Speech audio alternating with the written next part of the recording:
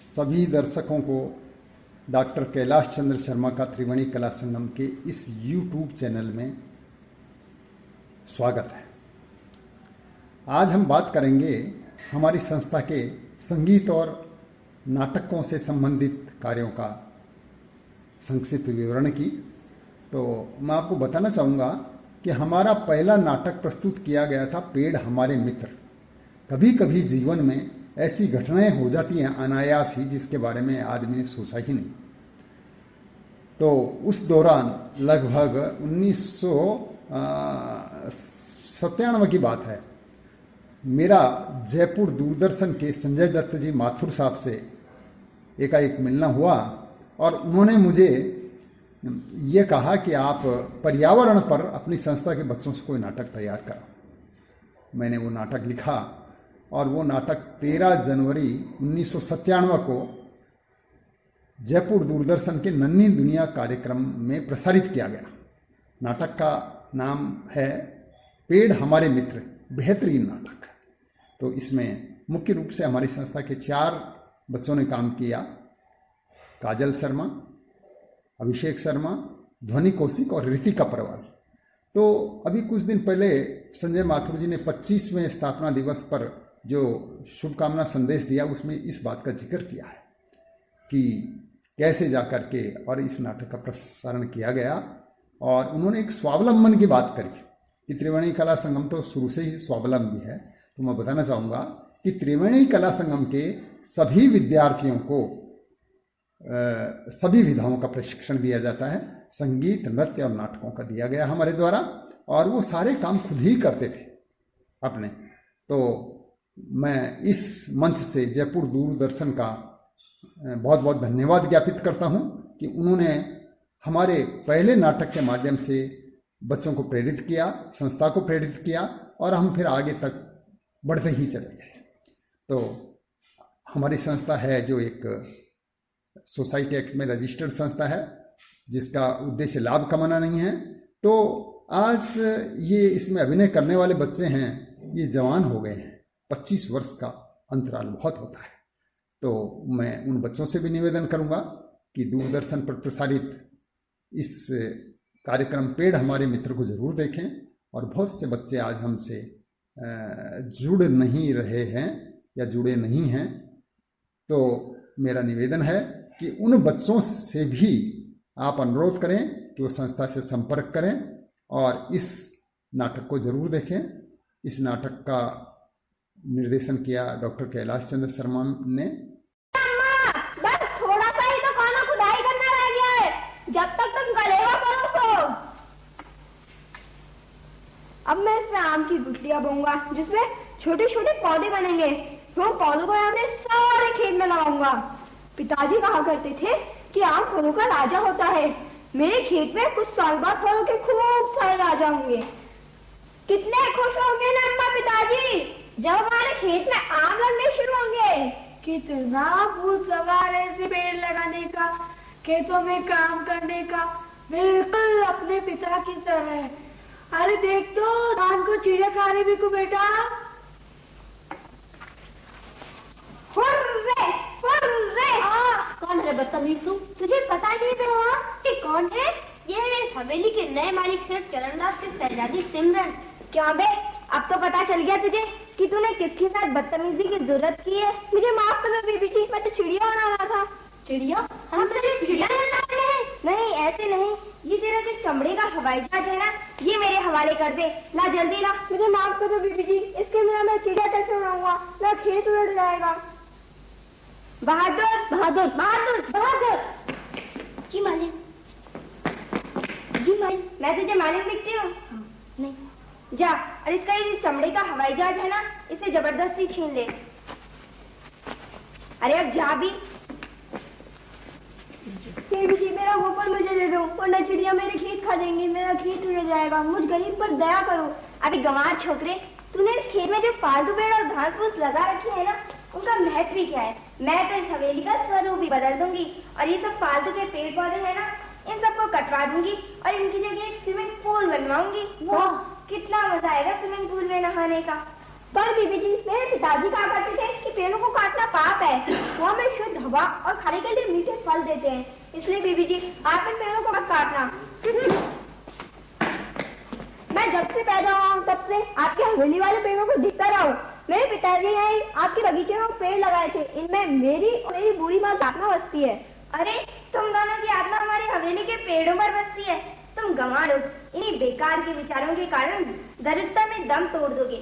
जब तुम मर जाओगे तो जरूर ही हमारी हवेली के पेड़ों पर भूत बनकर रहोगे। अब तो मुझे पेड़ कटवाने ही पड़ेंगे। चलो री, सुबह सुबह किन भूतों से पाला पड़ गया। बहादुर, अपनी बेवकूफी के कारण सिमरन गुस्से में आकर हवेली के सारे पेड़ पौधे कटवा देती है और वहाँ पर एक स्विमिंग पूल बनवा देती है।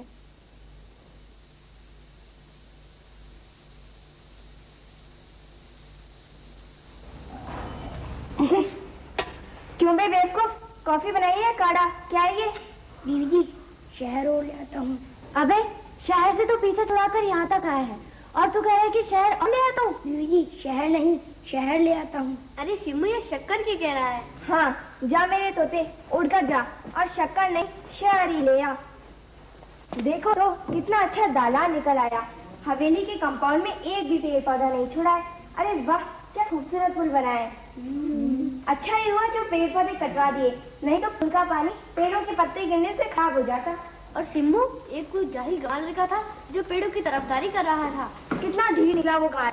उस दिन जब मैं पेड़ों को कटवा रही थी तो उस बुढ़िया को लेकर हवेली में घुस आया और मेरे पैरों से लिपट कर कहने लगा, बीबी जी इन पेड़ों पर दया करो, ये हमें फल देते हैं, ताजी हवा देते हैं और इनको देखने से आंखों से ज्योति बढ़ती है।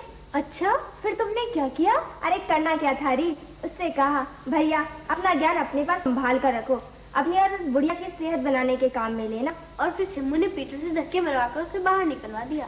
बहुत अच्छा किया सिम्मू तूने। इन छोटे लोगों को मुंह लगाना अच्छा नहीं होता। अरे बहादुर जी मालिन। जा तो। पर जाकर क्या करूं? पूरी बात सुना कर जनरेटर चला दे। अरे अब कितनी सुविधा हो गई। पैसा कमाने के लिए भीखू अपने बागों के फलों को बेचा करता था। खाकर मैं जल्दी ठीक हो जाऊंगी। ये लो, ये अमरूद अम्मा खिला देना। अच्छा, कितना अच्छा लग रहा है। भगवान इसका भला करे। हार लेना हार, मीठे मीठे फल, मीठे मीठे फल। तुम चलो अम्मा, मैं आती हूँ। अरे भीखू, आया। बोलो क्या दूं? थोड़े सेब दे दे। कितने दूं? आधा किलो।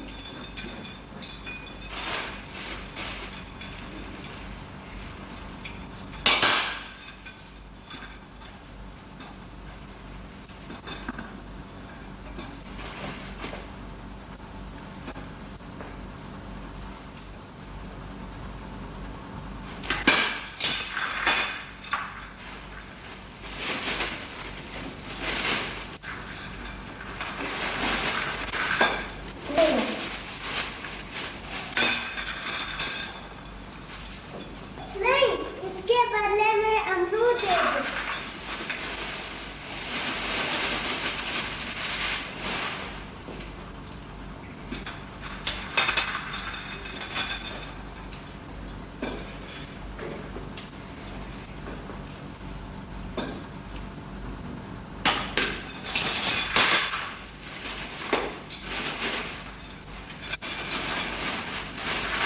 ये लो। नहीं, इसके बदले में केले दे दो।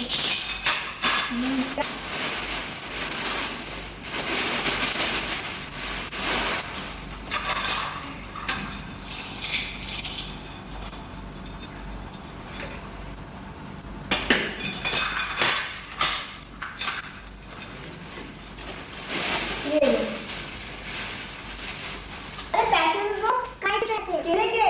केले तो मैंने अमरूद के बदले में लिए थे। तो अमरूद के पैसे दो। अमरूद तो मैंने सेब के बदले में लिए थे। तो सेब के पैसे दो। सेब तो मैंने वापस कर दिए ना। अच्छा जा।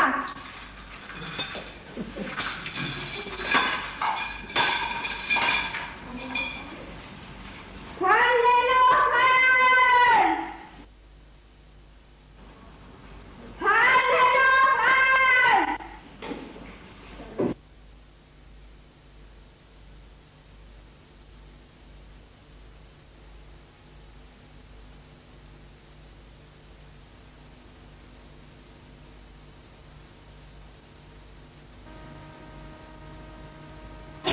जाकर आऊंगा। केवल जाकर आएगा? अबे अकील के दुश्मन, फल लाने हैं वो नहीं लाएगा। बीवी जी आऊंगा, फल भी आऊंगा। अबे क्या आऊंगा लगा रखी है, जार बाजार से फल ले आ। फल ले आ! अरे तो वही कहाँ लड़ता है, जाते से अंदर बुला ला। चलो।